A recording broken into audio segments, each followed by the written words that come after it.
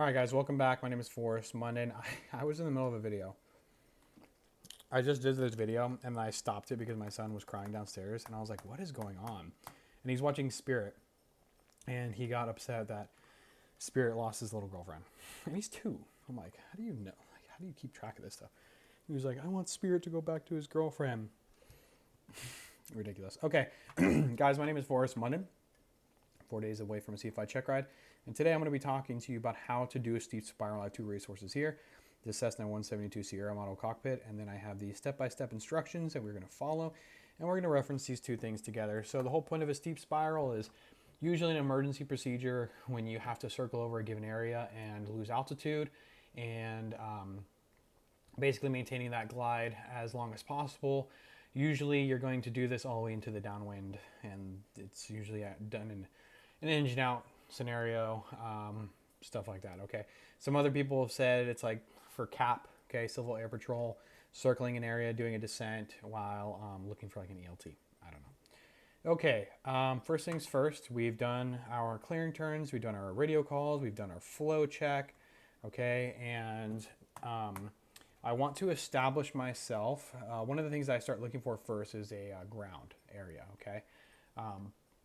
But to make my life easier, I want to establish myself with a tailwind. So I'll look here and make sure that I have a ground speed that's higher than my indicated, because it just makes this maneuver a little bit easier. So that's the first thing I do. And then I can start looking for an area. I don't want my point to be so giant that my radius around this point is going to be massive and I'll never complete a full circle. I generally look for something smaller. Okay.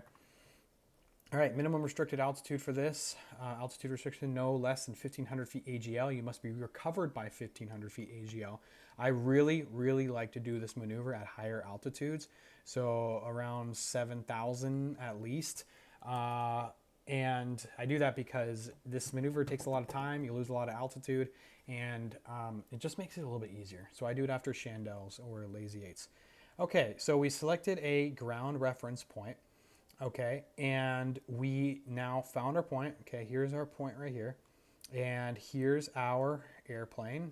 Okay, and we're moving this way. We've already established ourselves in a tailwind. All right, we are now established on the downwind. I'm going to bug my heading. So here's my heading. My heading is already bugged. And as I move closer to beam this point, okay, and my plane gets to right here, sorry, a little bit before that, about 10 seconds before that, I want to be at best glide before I become a beam with that point. Before. You want to be at best glide power idle before, about 5 to 10 seconds before, because if you don't, you're going to have to really increase that bank angle and throw the plane around because you still have power in there and you're not even at best glide yet, okay? So as we move into the downwind, okay, and we move, let's say now we are a beam the point, we have already established power idle and we are trimmed for best glide. What does a beam look like in a steep spiral? It's not like when you're in the pattern and you're halfway up the wing strut, a beam. It is closer than that. I want the point to be virtually over your tire, okay? If you look down at your tire, right, the point should be like right underneath it. Not underneath it, but if you were to look over, it should be like right over the tire. Okay? Now, we are now in this scenario established a beam. We look over, we see the point. We're already established in best glide. Power is idle. We have our heading bugged, and we've called out our starting altitude, which in this case is going to be 7,000 feet. Remember, our first turn, because we are established in the downwind, is going to be most steep. Okay, so I'm using this bold method CFI tools right here. And let's just play this out just so I can show you guys, okay? But pay attention, this is where the headwind is coming from. So right now he's in the headwind. And I will go ahead and pretend as if this is a steep spiral. So look at his bank angle, okay? Right, let's just say we're a beam, we're established at best glide. I mean, I could change his airspeed, I believe. Can I? I think I can. I'm not sure. It doesn't matter anyways. I'm just showing you the concept. Okay, so look. He's going this turn. His bank angle right here is going to be the highest because his ground speed. So high ground speed equals high bank angle. And as he turns, look, his bank angle is at about 20 degrees. And as he comes into this first quarter, he has to decrease his bank angle because his ground speed is going down. All right. And look, he just keeps going. And as he comes around, he's going into a headwind now. So he has to decrease his bank angle and because his ground speed is going down. Okay. And we're maintaining that ground track over the area. It's going to be a little different because we're established at best glide, but I want you to get the concept of this down. And I'll explain this again in another video. Okay. So we are a beam. I have power out idle. And now I'm going to start my first turn. My bank angle first is going to be the highest, remember? So let's say 20 degrees. I'm going around the next quarter. It's probably like 10 degrees. And then it's 0 to 5 degrees. And then my bank angle will go back up again. Okay, that is one turn. I should lose about 1,000 feet per turn. All right, while maintaining this ground radius. I pretend as though I'm on like a railroad track in the sky. Okay.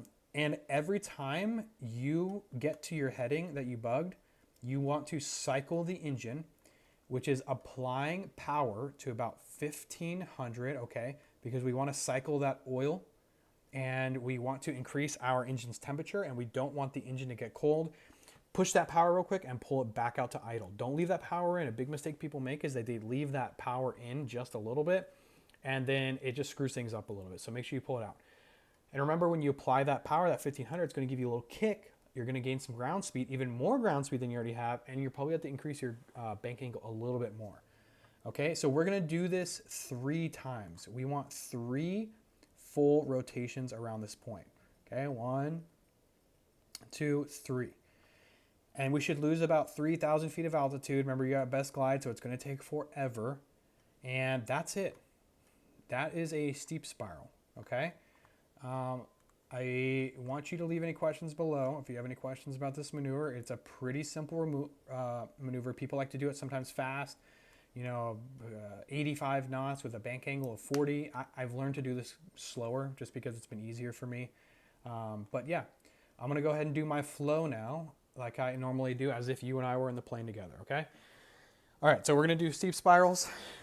And I've already done my clearing turns. I've already picked a point. I'm already established in the downwind. I'm currently at 7,000 feet.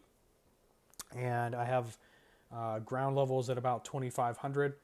I see the point out there. I got a tailwind. And as I move towards the point, I'm about 10 to 15 seconds away from the point. I'm going to pull power out to best glide. I'm going to trim up, nose up. So probably about 2, depending on your plane, probably about 1 or 2 nose trims. And I've established best glide.